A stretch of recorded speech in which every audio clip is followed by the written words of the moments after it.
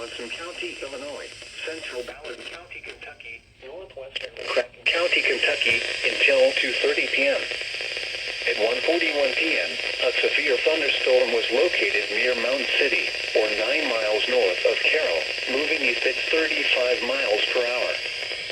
Expected hazards include 60 miles per hour wind gusts and quarter-size hail. This is a radar-indicated threat. The following impacts are expected. Hail damage to vehicles is expected. Expect wind damage to roofs, siding, and trees.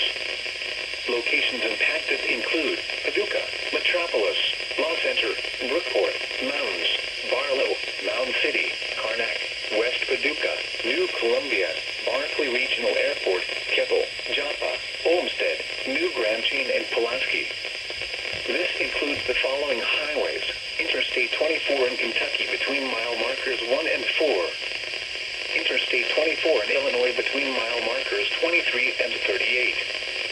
Interstate 57 in Illinois between mile markers 5 and 16. Repeating, a severe thunderstorm warning has been issued until 2:30 p.m. for the following counties in Illinois: Johnson,